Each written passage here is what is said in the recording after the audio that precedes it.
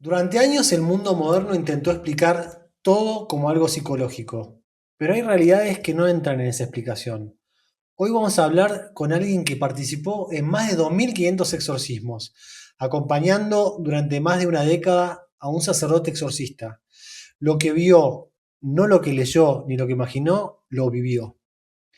Esto es Va de Retro. Crux sacra sit mihi lux, non draco sit mihi dux, vare retro satana. Pablo, antes de hablar de lo que viste, quiero empezar por la persona central de todo esto. ¿Quién fue el padre Carlos Mancuso? Bueno, el padre Mascurso fue un sacerdote de la Iglesia Católica Apostólica Romana que estuvo durante muchos años manejando este ministerio justamente de liberación, específicamente del exorcismo, nombrado por el obispo Aguer en su momento, y durante muchos años ejerció este ministerio. Fue muy reconocido no solo a nivel nacional, Argentina, sino también a nivel internacional.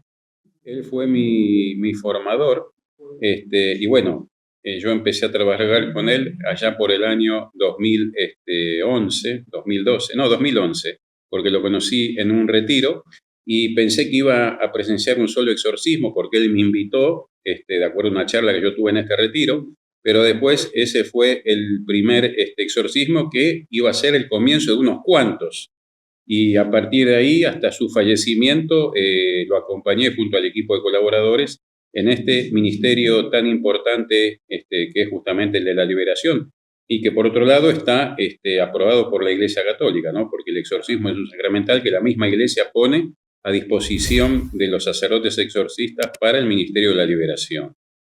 ¿Qué lo distinguía como exorcista, Pablo?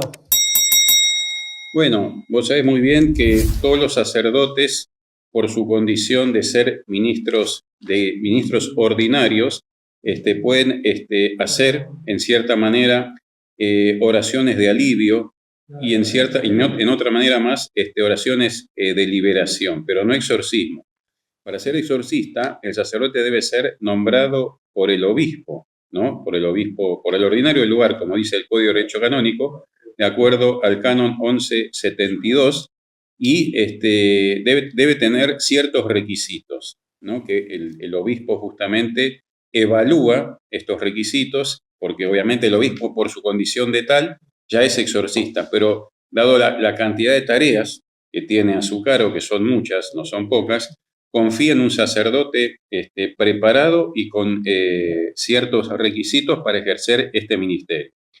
Entre esos requisitos, los que establecen el canon son piedad, prudencia e integridad de vida, ¿no? Piedad con respecto a las almas que el Señor le va a mandar para el ejercicio de este ministerio, prudencia en el ejercicio del exorcismo, especialmente teniendo lo que se llama la certeza moral, e integridad de vida con respecto al ministerio sacerdotal, ¿no? O sea, tiene que ser un sacerdote muy piadoso. Entonces, en base a eso, el obispo hace un análisis y lo nombra por decreto, ¿no? Es todo un informe que se hace como si fuera una resolución episcopal y es nombrado exorcista para ejercer este ministerio. En el caso del padre Mancuso, ¿él cumplía con estos requisitos? Por supuesto, sí, claro. El monseñor Aguer esto lo tenía bien claro y no solo el padre Mancuso los cumplía, sino que yo te puedo decir que estaba por encima de estos requisitos porque era un sacerdote que olía a santidad, ¿no? Tenía mucho amor por las almas que el Señor le comendaba y tenía una característica, yo siempre digo que él tenía la característica de estar siempre alegre, alegre a pesar de ejercitar este ministerio, porque no te olvides que frente a un exorcismo se manifiesta el poder del demonio, ¿no? Que si bien es limitado, pero se manifiesta y no es algo agradable. No es algo agradable ver lo que sucede muchas veces en exorcismos, porque detrás del actuar, perdón, del ángel caído, está el sufrimiento de la persona que viene a atenderse, ¿no? Que obviamente no la pasa bien, no la pasa bien porque es perturbada por este accionar del ángel caído. Vos contaste que incluso antes de entrar al lugar los demonios reaccionaban. ¿Eso pasaba Sí, realmente? Sí, claro.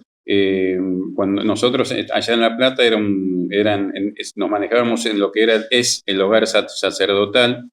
Entonces el padre tenía una habitación donde hacía los diagnósticos, como si fuera una secretaría, por así decir, donde se hacía un diagnóstico con las personas y en base a ese diagnóstico, sí era una acción preternatural evidente, se remitía a la persona a un salón donde después se hacía el exorcismo mayor. Mientras las personas esperaban, se iban disponiendo en este salón, nosotros las íbamos acomodando sobre colchonetas o en sillas, de acuerdo a la gravedad de cada caso en particular. Y cuando el padre iba por el pasillo caminando y se acercaba al salón, ahí se empezaban a manifestar los demonios sin que hubiera ingresado en la sala. O sea, el demonio ya sabía que estaba viniendo él o los demonios y se empezaban a manifestar. O sea, pues imagínate que al sentir la presencia que venía el padre y se manifestaban, cuando entraba en la sala era peor todavía. Era un griterío, ¿no? Porque sabían que iban a sufrir. Porque el demonio sufre en el exorcismo, porque es el poder de la iglesia, el poder de Cristo que lo conjura para que abandone ese cuerpo. Y él no quiere salir de ahí, no quiere salir de ahí porque ahí la pasa bien. En el infierno la pasa mal. A pesar de ser el infierno el estado en el cual se encuentran los demonios, ellos ahí sufren. No es que la pasan bien, ellos también sufren ahí, porque son glorias caídas. Los demonios son glorias caídas, fueron ángeles bienaventurados y después de haber caído por oponerse al plan de Dios, son glorias caídas. Entonces, sufren también en el infierno, porque justamente recuerdan esa caída, ese acto de soberbia que los expulsó del paraíso. O sea, no ver a Dios por toda la eternidad es el peor sufrimiento que puede tener una criatura. ¿Te acordás el primer exorcismo que viste? ¿Qué significó esto en tu vida? Bueno, yo justamente cuando lo conocí al Padre Mancuso en ese retiro espiritual allá por el año 2011, él me invitó al primer exorcismo. Yo cuando iba para allá, él me dijo, te espero tal fecha, me dio a los 10 días que lo conocí, me dijo, venite, así prendí un exorcismo. Para mí era algo nuevo. Evidentemente estaba con un poco de inquietud por saber lo que iba a pasar, porque una cosa es lo que vos ves en las películas, ¿no? Lo que lees en los libros, lo que te cuentan, y otra cosa es presenciar el exorcismo in situ, o sea, en vivo y en directo, como un espectador. Mientras me dirigía allá, bueno, era todos estos interrogantes que iba a pasar, y recuerdo cuando llegué, yo fui uno de los primeros que llegué, después llegó la paciente, que era una chica de Paraguay, que se la veía muy sana en su juicio, y al tiempo llegó el padre. El padre llegó al final, último llegó. Él siempre llegaba casi sobre la hora, porque en ese entonces un día hacía los diagnósticos y otro día el exorcismo. Al final, en los últimos años, se hacía todo el mismo día. Pero en ese entonces se hacía los martes el exorcismo y los viernes los diagnósticos. Bueno, entra el padre, conversa con esta persona, estaba con la madre, me acuerdo, y bueno, nos dispusimos a hacer el ritual. Cuando empezó digamos, con la lectura del ritual, esta chica se transformó de pasar a ser una persona sana en su juicio, no era ella que hablaba, sino era una voz masculina, ¿no? Y se asfixiaba, era como que no podía respirar, como que algo la aprisionaba del cuello. Lo particular de esta persona, recuerdo, era el olor que despedía, un olor putrefacto. Y eso denosta el tipo de demonio que está actuando, ¿no? Que era un demonio de putrefacción. No lo voy a nombrar justamente para no atraerlo. Es el señor de las moscas, no, ese no es el nombre, pero se lo conoce como el señor de las moscas, de la putrefacción. Y era una voz masculina que hablaba. Esa chica sufrió mucho durante el exorcismo porque estaba siendo muy oprimida. Porque vos cuando el sacerdote recita el ritual mayor, el demonio que posee a la persona actúa. O sea, por un lado sufre porque siente el poder de Dios, pero también veja a la víctima, o sea, porque no quiere irse. Entonces, digamos, como venganza, veja a la víctima y la persona sufre. Yo siempre digo que una persona que está afectada por la acción preternatural, en cierta manera es una antesala del infierno, ¿no? Porque es lo que se sufre, en cierta manera, el infierno acá en la vida terrenal. Bueno, esta persona fue liberada, después cuando terminó el exorcismo se sintió mucho más aliviada, pero despedía ese olor putrefacto. Y vos sabés que al otro día yo estaba en este mismo escritorio, porque esta es mi oficina, trabajando, y ese olor me empezó a invadir. Toda la sala se llenó de ese olor. Y yo dije, ¿para qué está pasando acá? Porque, o sea, uno tiene la memoria del olfato, lo que se llama, ¿no? Entonces, yo dije, este olor es el de ayer. Entonces, sin titubear, me levanté, fui a buscar agua bendita, tomé un poquito y me puse un poquito, y ahí ya el suceso remitió. Pero bueno, eso es lo que justamente los alcohólicos de exorcista están expuestos a sufrir muchas veces ataques, ¿no? Porque el demonio siempre trata de vengarse de las personas que ayudan al exorcista, no solamente de vengarse del exorcista, sino también del equipo o los acólitos que intervienen en el exorcismo, porque él te graba muy bien y cuando menos te lo esperas te manda el ataque. Obviamente siempre y cuando Dios lo permita, ¿no? Porque eso está bien clarito. Dios tiene que permitir que los ataques sucedan, Dios tiene que permitir que el demonio veje o posee a las personas, ¿no? Porque todo es permitido por Dios. No te olvides que el demonio, si bien es un ángel caído, pero no deja de ser criatura de Dios. Por lo tanto, todo lo que hace es con la permisión divina. ¿Por qué recién decías que te referías al el demonio de las moscas, ¿no?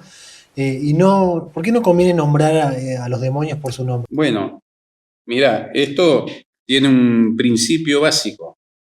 Hay mucha gente que tiene la costumbre de poner nombres a los ángeles o de nombrar ángeles por nombres que no se encuentran en las Sagradas Escrituras o que la Iglesia aconseja y autoriza nombrar. Nosotros los únicos arcángeles que nombramos son los que están en las Sagradas Escrituras, que son Miguel, Gabriel y Rafael, que tuvieron un protagonismo en distintos libros de la Biblia, ¿no?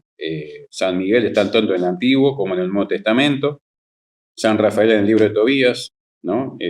San Gabriel en la Anunciación.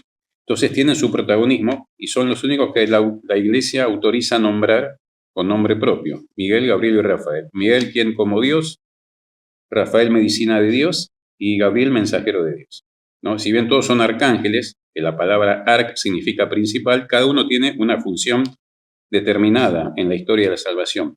Ahora, cuando nosotros nombramos a otros ángeles, podemos incurrir en lo que es la angelología de la nueva era, por ejemplo, o sin querer estar invocando demonios, ¿no? Entonces, cuando yo llamo a un ángel que desconozco, que no está en las Sagradas Escrituras, que la Iglesia no aconseja, sin darme cuenta, puedo estar invocando un ángel caído y te puedo asegurar que se hace presente, porque está, por un lado, la inocencia de la persona, el desconocimiento, la ignorancia, y después resulta que es peor el remedio que la enfermedad, ¿no? Sobre todo con todo lo que es angelología de la nueva era. Entonces, más aún si nombramos o invocamos a un demonio conocido en lo que es la demonología, que son los ángeles caídos. Cada ángel caído tiene una función específica con respecto a la forma de atacar a lo que Dios más ama, que es el hombre, ¿no? Entonces, que nombramos, que es por ejemplo, el demonio de la putrefacción, ataca en lo que es justamente en lo que son enfermedades que en cierta manera atacan los tejidos humanos y todo lo que es la putrefacción en sí, ¿no? Entonces vos sabés que cuando este demonio está presente hay moscas, hay cucarachas, ¿no? Hormigas grandes, moscardones. Y por ejemplo, yo estoy ayudando a una familia que está acá a 2 cuadras y tiene la particularidad, lo está dejando este demonio, que se le llena de moscardones verdes la casa. Y a donde van esta persona, las moscas lo siguen, no es que están en una habitación y se quedan ahí, o decir, bueno, entraron, vaya a saber porque cerca hay un frigorífico, porque hay un alimento de descomposición o, no sé, algo que las atraiga, ¿no? se le llena el ambiente y a donde van los sigue las moscas, pero son un montón. Y son moscas grandes, lo que son moscardones o las famosas moscas de la carne, que son con el cuerpo verde brillante, que por otro lado son repugnantes, ¿no? Pero bueno, se le infesta la casa de estas moscas, lo que da lugar a la presencia generalmente de este demonio que está actuando. Entonces, el tema es que tenemos que saber por qué está actuando este demonio. O sea, nada es gratuito. Tenemos que saber, bueno, ¿por qué está presente este demonio? ¿Por qué está actuando en esta familia? ¿Por qué estaba actuando en esta chica, que fue el primer exorcismo que yo presencié? Y bueno, todo remite a diferentes causas. Pueden ser un maleficio recibido, puede ser que la persona se vinculó con prácticas ocultistas, puede ser que la persona invocó en forma explícita a un demonio para obtener un favor. O sea, las causas pueden ser muchas, pero el tema es que cuando el demonio se instala, hay que sacarlo. Y eso no es fácil. Perfecto. También hablabas de la venganza, ¿no? Las venganzas que tienen el demonio con las personas que participan en los exorcismos y los mismos sacerdotes exorcistas. ¿Recordás alguna venganza que tuvo contra el padre Mancuso, el demonio? Bueno, el padre Mancuso, por empezar, antes de comenzar el exorcismo, el padre hace una oración de protección, tanto para él mismo como para los presentes y como para los bienes materiales de los presentes, porque el demonio ataca de varios flancos, ¿no? En primer lugar contra uno mismo, en segundo lugar contra los bienes, como puede ser la economía, en tercer lugar contra la vida de los familiares, ¿no?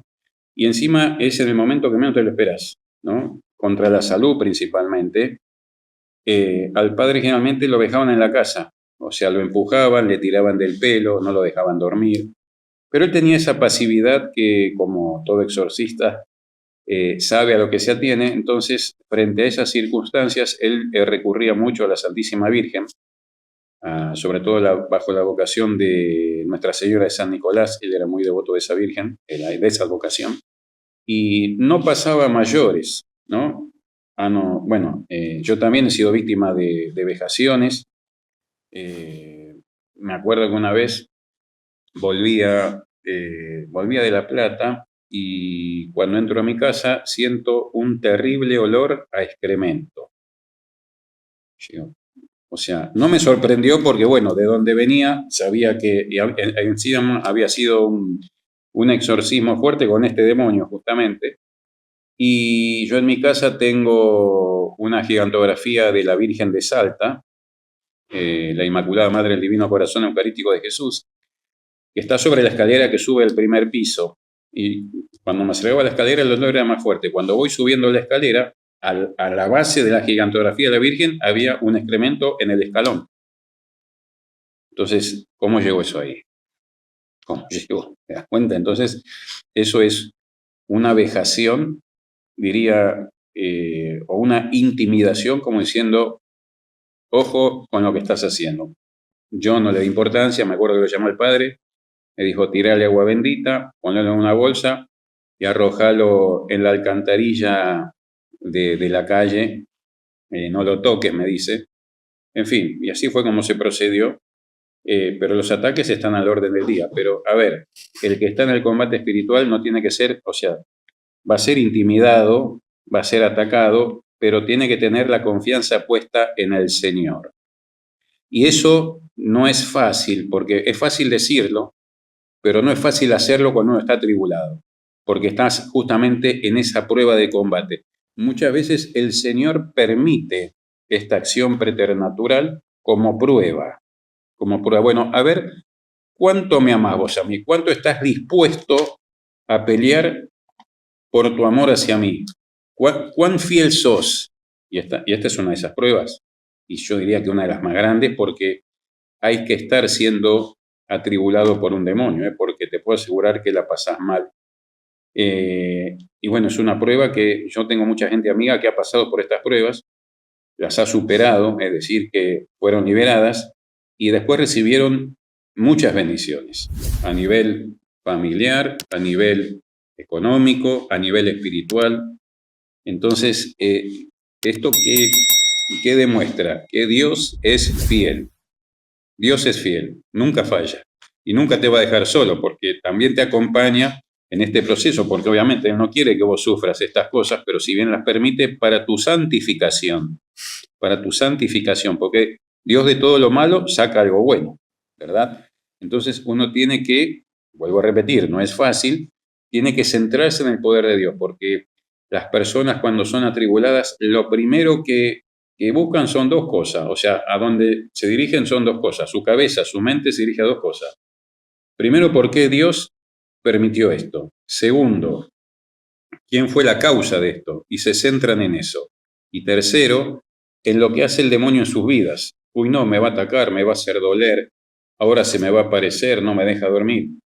Pero por encima de todo eso está el poder de Dios y nada sobrepasa el poder de Dios. Entonces, cuando la persona afectada aprende a centrar, digo aprende porque hay que aprender, obviamente es un ejercicio esto espiritual muy fuerte, aprende a centrarse en el poder de Dios y que nada sobrepasa a Dios, ahí la cosa es mucho más fácil y se libera más rápido. Muy bien, Pablo. Después de tantos años acompañando al padre Mancuso, ¿qué cosas viste que te marcaron más? Bueno, a ver, por un lado fue la formación que yo recibí de él, ¿no? Que fue lo que me llenó, o sea, llenó mi corazón. En segundo término, digamos, la santidad de este sacerdote y de qué manera ejercía su ministerio no solo sacerdotal, sino exorcístico, porque un sacerdote puede ser nombrado exorcista, pero el hecho de que sea nombrado no significa que por él el ministerio lo ejercite y lo efectúe como es debido.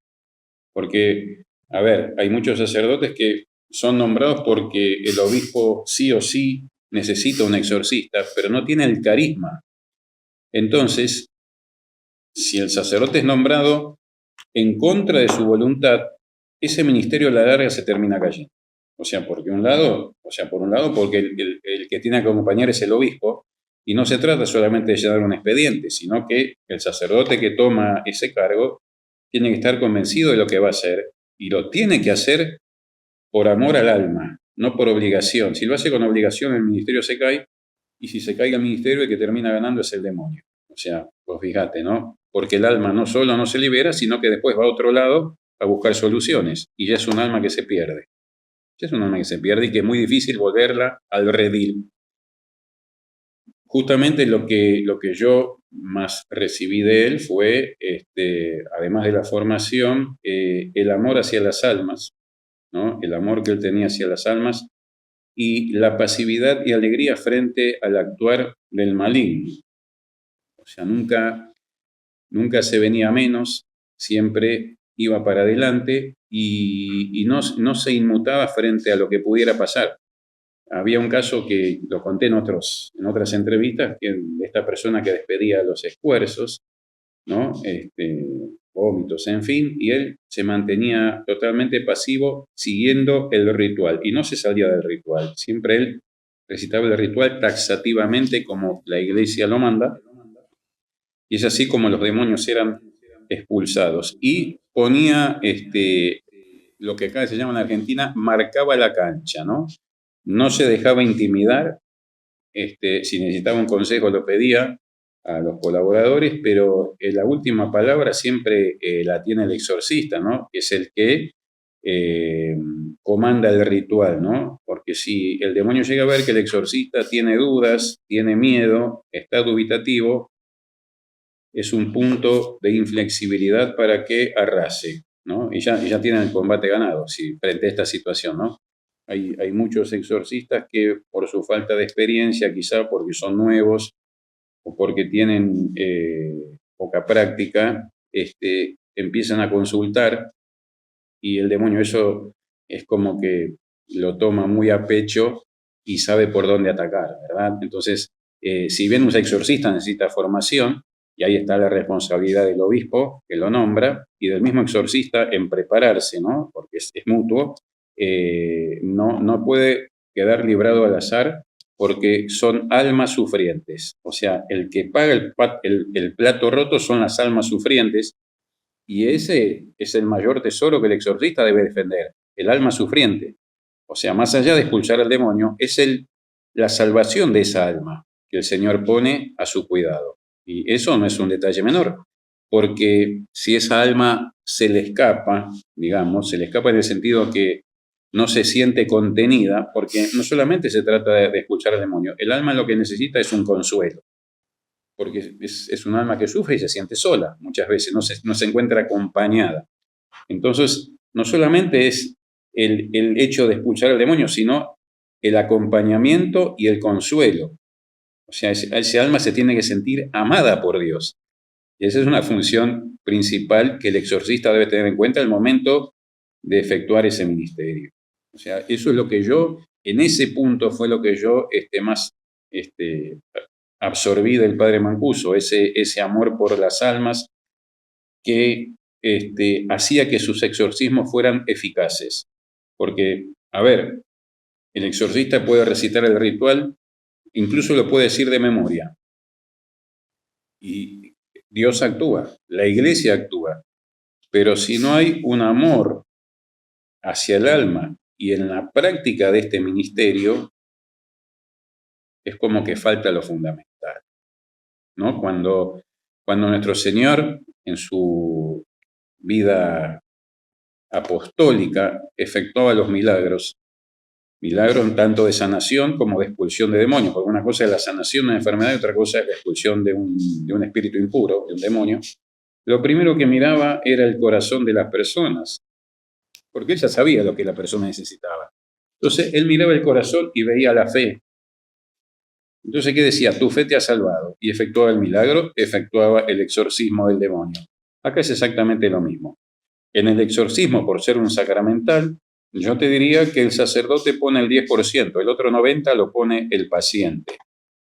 Porque en primer lugar tiene que actuar la fe en Cristo, la fe en el poder de la Iglesia.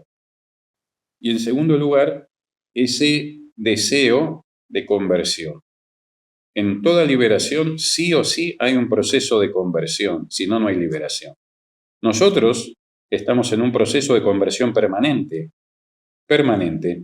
porque estamos en un camino de santificación, y la santificación implica una conversión permanente. No vamos a ser santos hasta que no pongamos los dos pies, no digo uno solo, sino los dos pies en la patria celestial. En estos casos de liberación, los procesos implican una conversión, y no puede haber una conversión si no hay amor a Dios. Pablo, en cuanto a lo que uno ve en la Biblia, ¿no? Que Jesús no dialoga con el demonio. ¿Qué viste en el padre Mancuso en relación a esto, ¿no? En el tema de dialogar con el demonio, cuáles son los riesgos que se pueden correr y cuál sería la mejor forma de manejarse en estas situaciones de manifestaciones demoníacas en personas. Bueno, el padre esto lo cumplía muy bien, nunca dialogaba con el demonio, a lo sumo le decía, acá el que manda soy yo, nada más.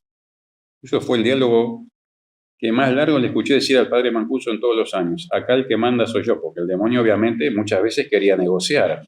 Lleguemos a un acuerdo, decía. O sea, me acuerdo yo una vez en una persona que estaba muy atribulada, que lamentablemente falleció por una enfermedad que para mí fue a causa de una enfermedad impuesta, muy piadosa, hacía bien los deberes, es decir, lo que el padre le mandaba, oraciones, pero después a la larga contrajo una enfermedad que para mí fue impuesta por el maleficio que le estaban profiriendo y lamentablemente falleció.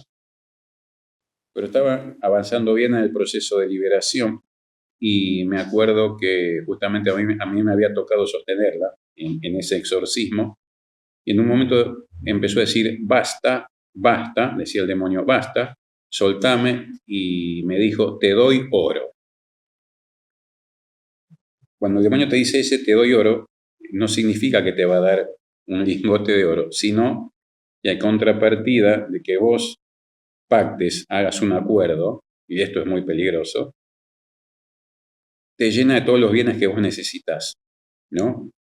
Que a la larga eso termina mal, porque es tu alma la que vos le estás vendiendo. El padre nunca dialogaba con el demonio justamente para no entrar en lo que se llama estas tentaciones, porque son muy peligrosas. A ver, uno por ahí se cree que es más astuto que el demonio. El demonio es naturaleza angélica, vos sos naturaleza humana. El demonio se maneja en el campo o ámbito preternatural, que está por encima de lo natural, pero no por lo sobrenatural, y vos te manejás en el plano natural, o sea, ni siquiera llegás a lo preternatural. Por lo tanto, la criatura angélica es mucho más astuta, hábil y tiene otras habilidades por su naturaleza superior a la naturaleza humana. Entonces, a la larga, si vos entras en un diálogo, te va a terminar dominando, te va a terminar atando en cierta dirección para enredarte, porque es así. O sea, no se puede equiparar naturalezas distintas a nivel creación. La más grande, la más alta, domina la más chica, a la inferior. Y este es el caso, naturaleza, o sea, naturaleza angélica, naturaleza humana. Entonces, ¿qué pasa? Acá, y esto es una de las grandes virtudes del padre, no dialogar con el demonio no significa cobardía. Significa practicar la virtud de la prudencia para no caer en los vicios del alma devota, que son la vanidad y la vanagloria. La vanidad y la vanagloria. Y esa vanidad y vanagloria te llevan indefectiblemente a la soberbia espiritual.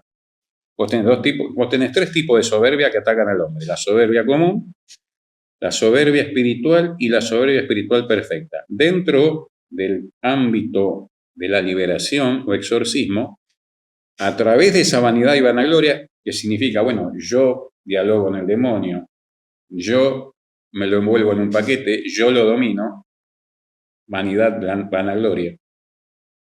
Eso desemboca en la soberbia espiritual y la soberbia espiritual perfecta. La soberbia espiritual es cuando la persona hace creer a los demás que es santo por su tarea apostólica, por su labor. Entonces muchos dicen, mira, está trabajando en los exorcismos, expulsa a los demonios, es santo, soberbia espiritual. No somos santos hasta que no ponemos los dos pies en la patria celestial. Estamos en camino, pero no somos santos. Y después esta otra que es peor y más difícil de determinar, que es la soberbia espiritual perfecta, que es en donde la misma soberbia te hace creer que sos santo. Vos fijate qué sutil como actúa el demonio ahí. La misma soberbia te hace creer que sos santo. Y no sos santo, sos pecador como todo el mundo. Entonces, el padre no dialogaba con el demonio justamente por esto, para no caer en esos vicios del alma devota. Si era necesario, decía esto: acá el que manda soy yo, y punto. Y se ajustaba taxativamente a lo que decía el ritual. Por eso el exorcismo era muy eficaz, porque no se distraía en los diálogos con el demonio, porque a la larga te termina venciendo. Él sabe por dónde entrarte, y cuando vos entras a dialogar ya llevas la de perder, porque te está envolviendo para entrarte por donde puede. Y hay un punto débil que lo tenés. Yo siempre remarco, la reconciliación es un sacramento que no debe dejarse bajo ningún concepto, porque hay un pecado que siempre repetimos en la reconciliación. Vos fíjate, cada uno en su conciencia maneje. Siempre hay un pecado que siempre repetimos, que nos cuesta, ¿verdad? Bueno, ahí es donde debemos trabajar, porque ahí es por donde va a entrar el maligno. ¿Qué va a entrar por ahí? Lujuria, dinero, poder, en fin, cada uno tiene sus debilidades. Y por ahí te va a entrar. Entonces, mientras vos no trabajes las áreas de tu vida que generen ataduras morales, vas a tener un flanco débil. Y eso se trabaja justamente con la humildad y con el proceso con la conversión, que están en los procesos de liberación. Por eso el padre era muy, muy estricto en esto y nos ordenaba a nosotros, bajo advertencia, que no dialoguemos con el demonio, porque el demonio lo que busca es el protagonismo. Obviamente por eso fue expulsado. Ese protagonismo lo hizo llenar de soberbia, querer no solo igualarse, sino ser superior a Dios. Por esa soberbia fue expulsado del paraíso. Entonces, ese protagonismo que tuvo en el cielo antes de caer es el mismo que busca en los exorcismos. ¿Para qué? Para que la gente no centre su atención en el poder de Dios, en el amor de Dios, sino en su actuar, en el actuar del demonio. Es lo que se llama en ilusionismo misdirection, o sea, busca distraerte para no centrarte en el poder de Dios. Entonces, y esto es así. Entonces, en muchos exorcismos hay que ser muy prudente y estar atento porque se puede caer el ministerio. O sea, cuando se cae el ministerio significa que el exorcismo no es eficaz, por lo tanto la gente no se libera. Porque se busca, y esto ha pasado, yo lo he vivido, se busca ver lo que hace el demonio y no se le presta atención al poder de Dios. Entonces Dios no actúa. Si a vos te gusta, o sea, no actúa porque no quieres, sino porque vos te distraes en las cosas del ángel caído.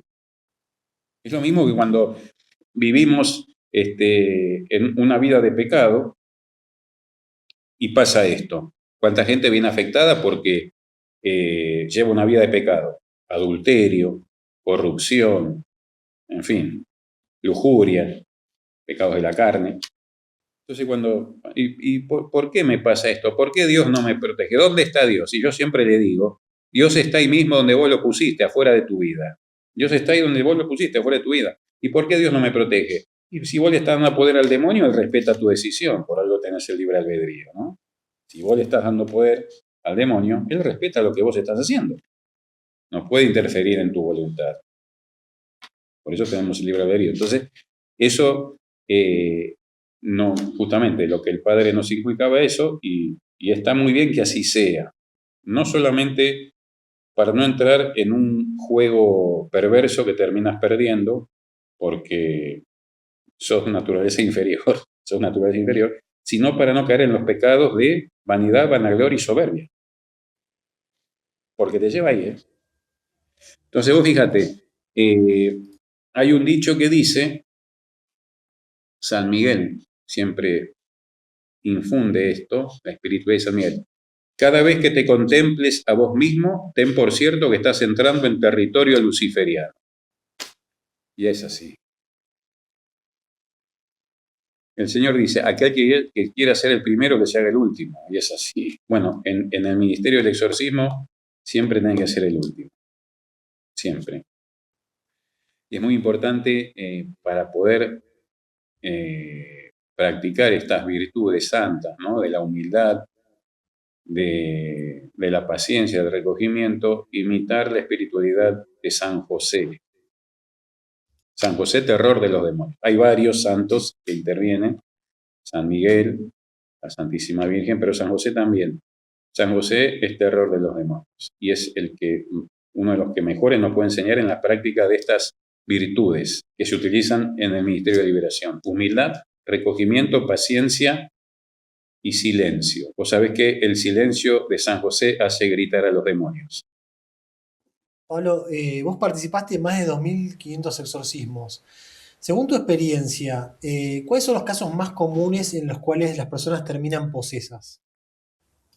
Bueno, generalmente no hay uno que lleve la cabeza, pero los más comunes son los entrar en el pecado de superstición, en la idolatría y en los pactos diabólicos, digamos, los pactos satánicos.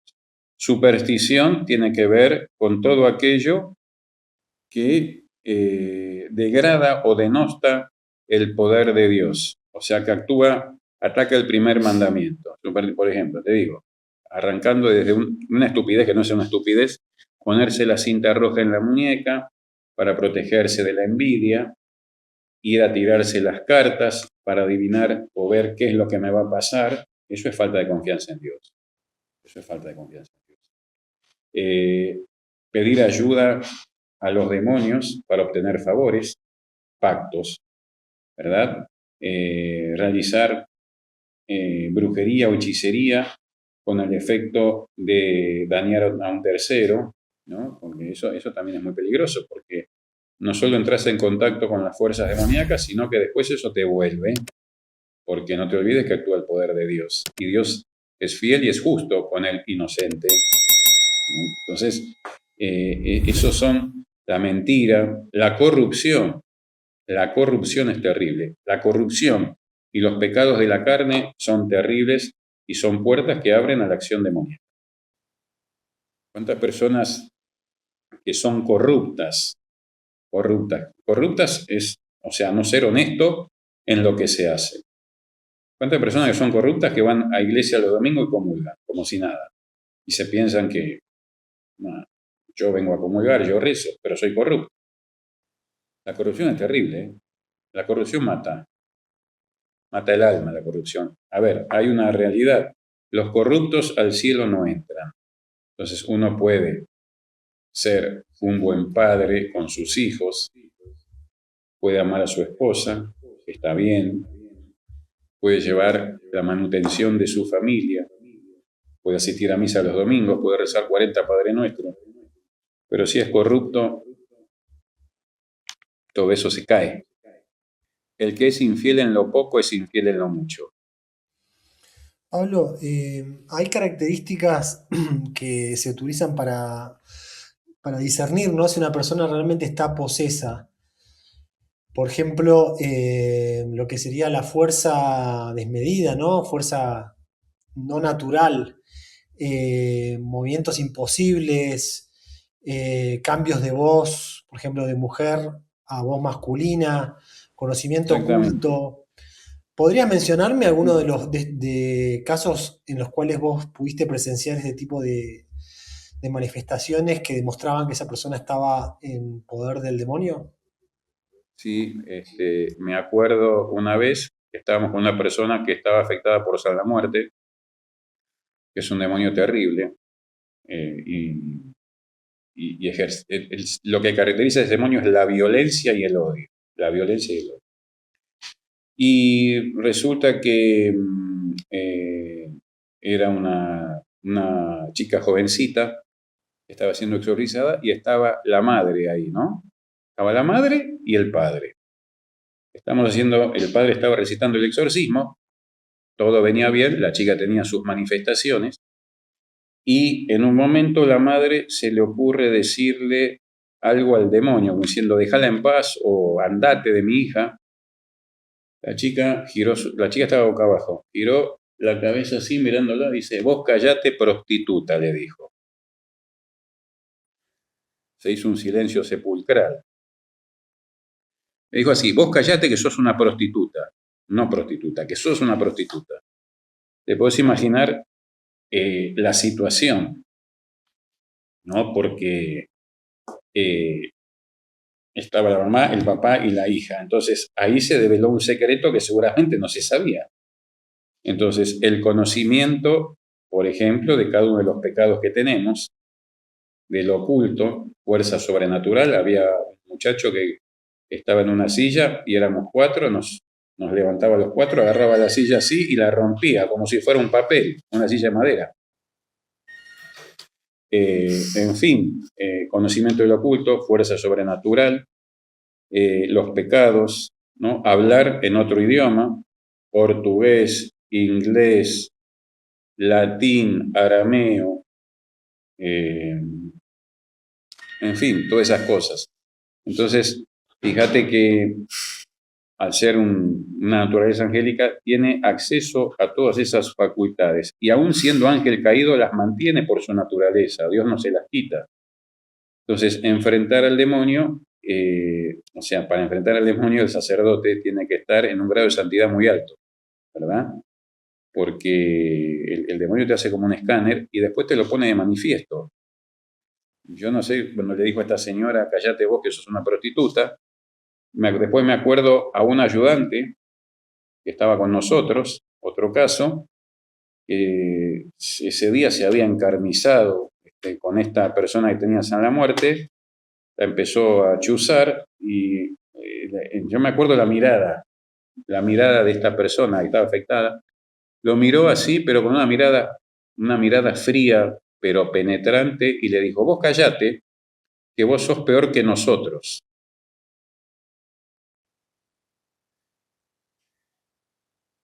evidentemente eso impacta, ¿no? Porque no dijo el motivo por el cual, pero dijo, vos callate que vos sos peor que nosotros, peor que el demonio. O sea, estaba poniendo de manifiesto, si bien el demonio miente, pero yo creo que en esas circunstancias o en ese momento creo que no, porque te pone en evidencia. Dijo, vos callate que vos sos peor que nosotros. Entonces, ahí también se hizo un silencio porque evidentemente a veces da que pensar, ¿no? Porque cuando el demonio habla, uno evalúa, bueno, esto no puede ser cierto, esto por ahí sí, porque el demonio es el padre de la mentira. Pero cuando te acusa, ¿no? Entonces, por Claro, eso porque eso es lo que es muy también importante. me parece algo interesante, ¿no? Porque cuando las personas que trabajan en los exorcismos, ¿no? Tanto el sacerdote como los asistentes, es importante que estén en gracia de Dios, ¿no? Porque ahí están expuestos a lo que el demonio pueda llegar a acusarlos o cualquier tipo de ataque, ¿no? Exactamente. La primera condición para estar en un exorcismo, como ayudante, te digo, tenés que estar bautizado y tener todos los sacramentos. Bautismo, comunión y confirmación. Si no, al menos el padre Carlos Mancuso no lo admitía.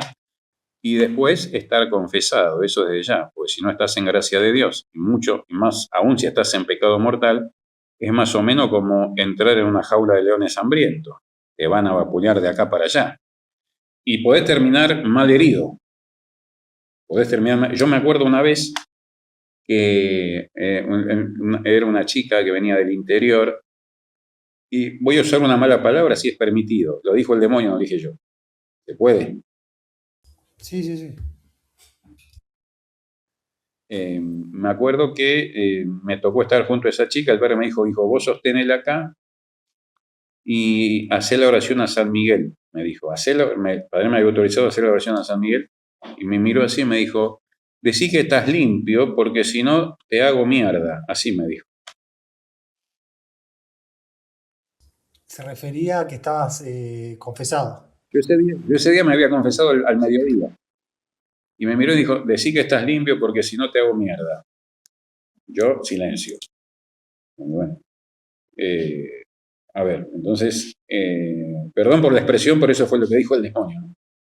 Eso es un insulto que en el exorcismo es un elogio que digan eso. Después tenés de ahí para arriba, o sea, lo que se te ocurra, ¿no? Pero justamente uno debe estar confesado porque si no, primero que te acusa, te pone de manifiesto tus faltas graves y eso puede generar un problema mayor. Por ejemplo, en este caso que le dijo a esta señora, vos callate que sos una prostituta, estaba poniendo en evidencia que estaba engañando al marido.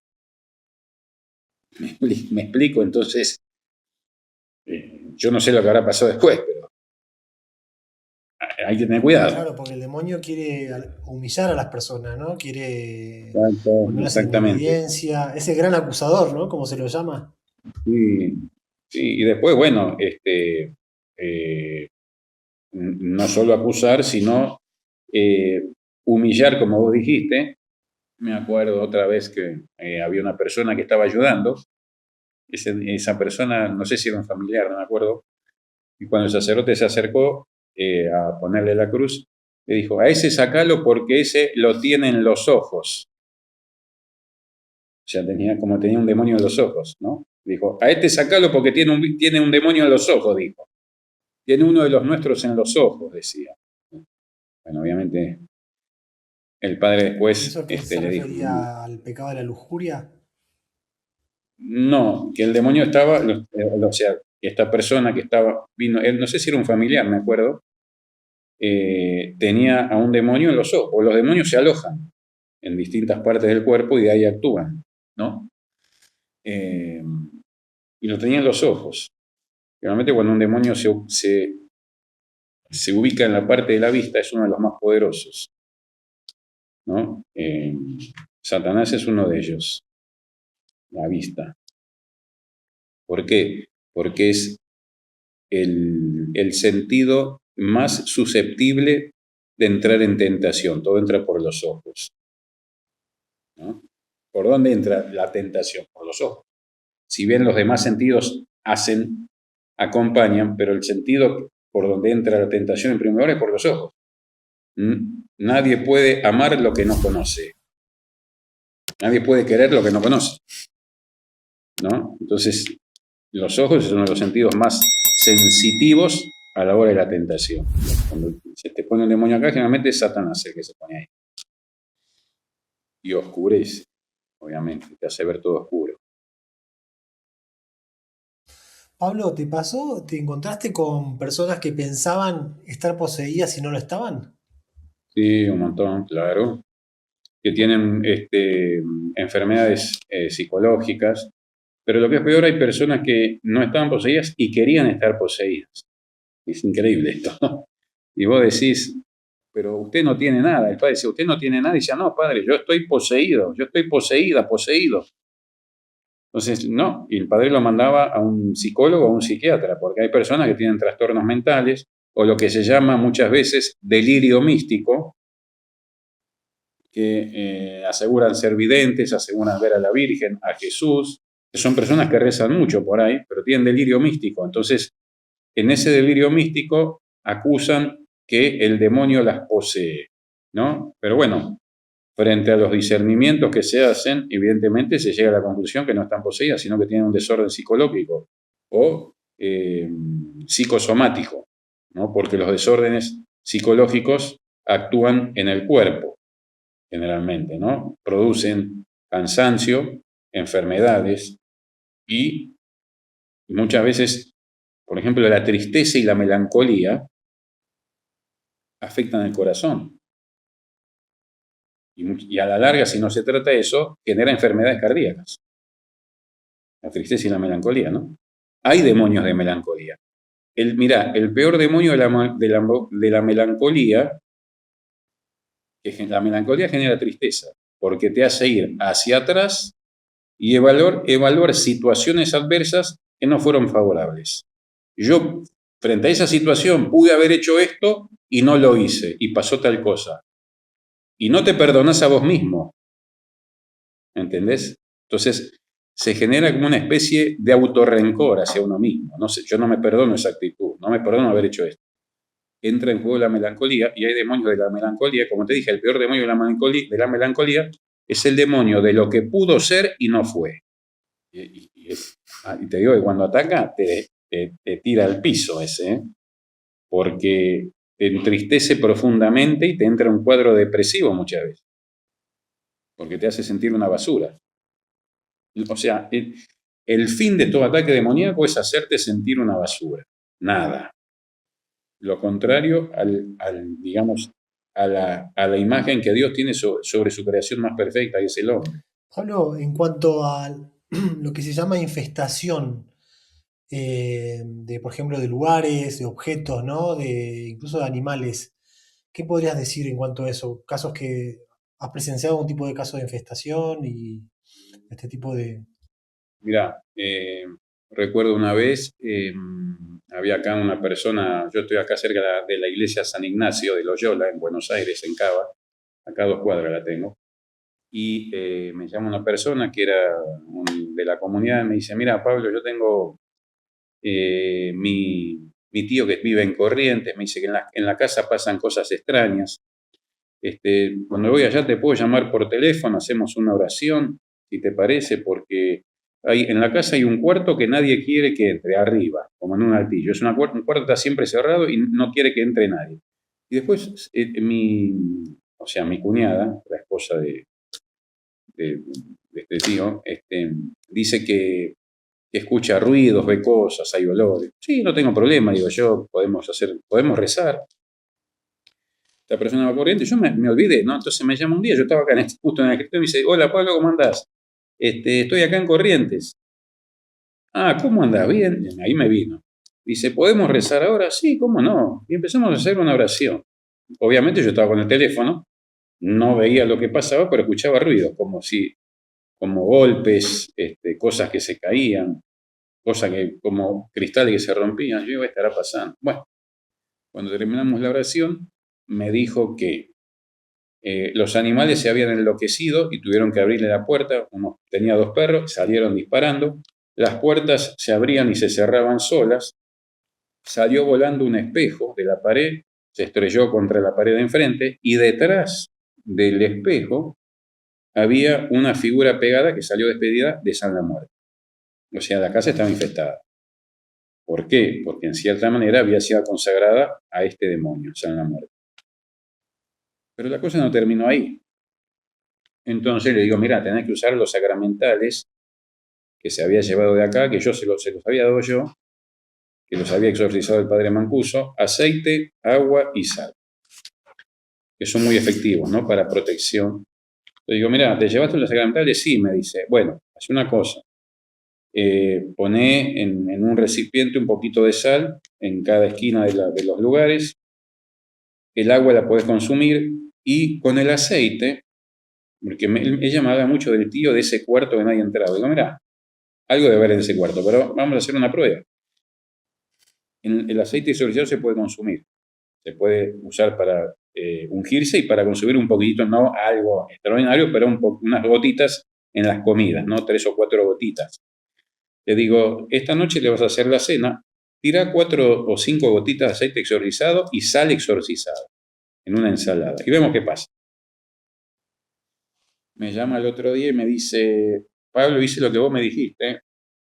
Mi tío se tiró al piso y empezó a revolcarse porque no daba más del dolor de estómago. Ahí está la situación. Ahí está.